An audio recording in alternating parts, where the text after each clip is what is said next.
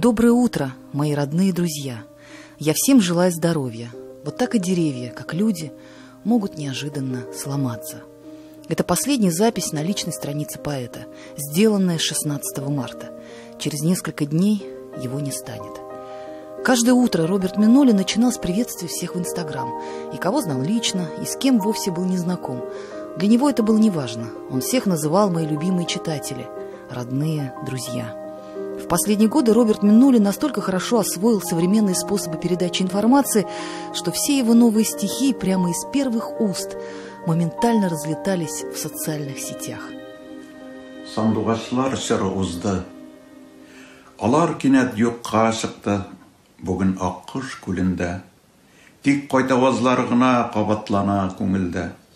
Аккыш күлендә моңсулык. Таптын инде таң алды. Сандугачлар сыры узды. Сандугачлар таралды. Великий мастер слова писал настолько просто и понятно, в его стихах никогда не было витиеватости и лести. Они поражали своей искренностью и прямотой. Он часто шутил, но в каждой шутке была доля правды. И эта его правда иногда была совсем не смешной. Урыслашып битмисезме әле, сиз дә Урал, Сибир татарларым, Әстерхан һәм Ижау татарларым, Нижгар, Самар, Сембер татарларым. Сиз татармы әле, Кытай белән Казак җирендәге татарларым, Мордва һәм Чуваш илендәге, Марый илендәге татарларым. Ырымбурның кайнар далаларын, туган җире иткән татарларым, бәхет эзләп авыллары белән Фин иленә киткән татарларым. Ә сез бармы әле, Бакудагы, Балтыйк буендагы татарларым, һәр чак җанымдагы, күңелемдәге, һәр чак уемдагы татарларым. Таким он и запомнится своим современникам, человеком удивительного воспитания и такта. В нем не было показной экспрессии, он не рвал рубашку на публике. Всегда размеренный и спокойный, со сдержанной интонацией и философской созерцательностью. Но каждое сказанное им слово пронзало в самое сердце. Туфан Миңлуллин дөрес әйтә, аракы сатуышы бездә шәп куелган. Татарстан аракыга кыена. Ичкече исерек китапка гына акча юк. Без матбугатка һәм китап чыгаруга 36 миллиард сум акча сораган идек. Кабатлап әйтәм, бер тиен дә арттырылмады. Газета журналларыбыз кызганыч хәлдә. Кыяфәтләренә карарлык, укырлык, танырлык түгел. Берничә ай инде журналларыбыз чыга алмыйча ята. Республикада кагаз юк. Роберт Минолин в политику вошел в сложные 90-е. Поэт, журналист, общественный деятель, участвовал в разработке главного и сложного закона о языках Республики Татарстан. С 95 по 2000 годы возглавлял постоянную комиссию Госсовета по культуре и национальным вопросам. В его выступлениях на сессиях было мало лирики, но было много критики. Он из высоких трибун, из голубых экранов порицал отрицательные явления, происходящие в национальном образовании. Если не будет детей, знающих родной язык, кто будет тогда читать нас, говорил поэт. Стандарттар белән эшлибез без. Әле ул ахырга кадәр эшләнеп бетмәгән. Әле 10-чыларга, югары классларга бөтенләй эшләнеп бетмәгән. Ә инде башлангыч классларга кертеп барабыз. Менә бөтен бәләсе шунда. Ул дөрес түгел бит.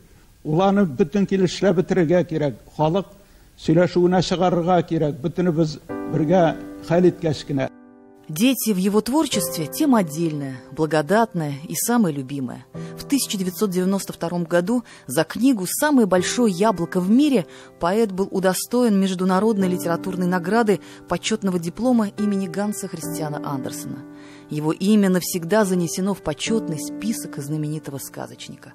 В 1998 году за книгу «Куштанеш» «Гостиниц», выпущенную издательством «Магариф», поэт удостоился государственной премии имени Габдуллы Тукая.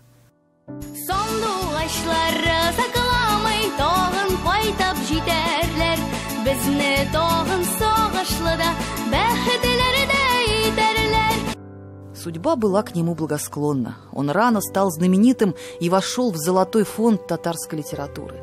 Уже молодым стоял в ряду именитых татарских поэтов. Вот на этих хроникальных кадрах Роберт Минолин на юбилее легендарного поэта Сибгата Хакима. Вот он, молодой журналист, берет интервью у Фаниса Яруллина, а это уже беседа с мастером художественного слова Айратом Арслановым. Роберт Миннуллин был автором и ведущим многих программ на Казанской студии телевидения. Он знал всю кухню изнутри, поэтому создание в начале 2000-х годов в Татарстане собственного канала для него, человека, радеющего за судьбу родного языка, стало большим событием.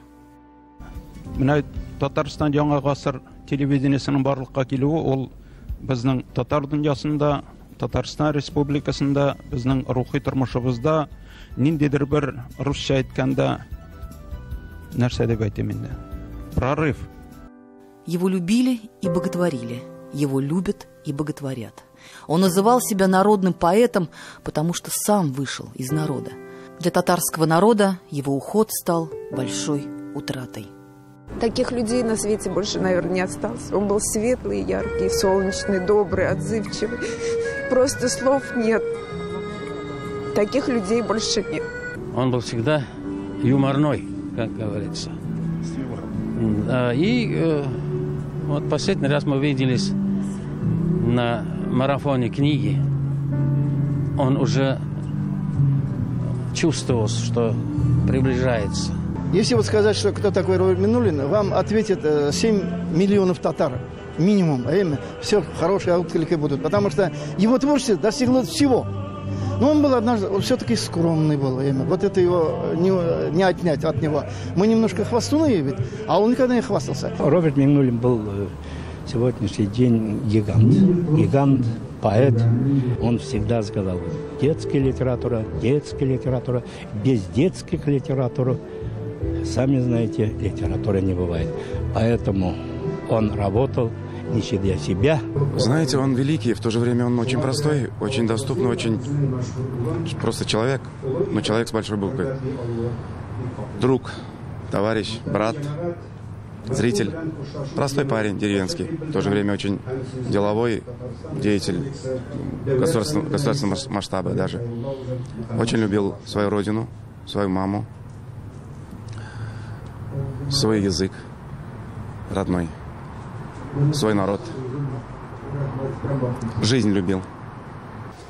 Он очень любил людей. Всегда был честен, улыбчив и доброжелателен.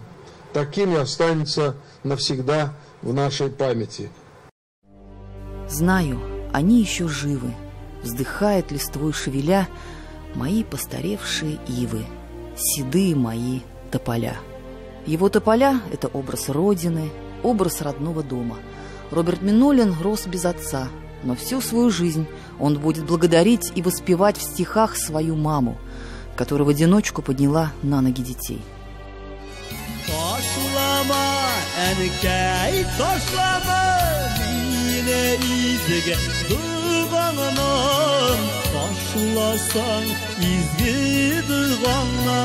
Mini bəxətlə bulalımam. Taşlama, əlgəy taşlama, Mine izgə duğanam. Taşlasan izgi duğanam, Mini bəxətlə bulalımam. У них была дружная семья, любящая супруга, сын, дочь. Хотя Роберт Миннуллин любил часто повторять, что родных людей у него намного больше.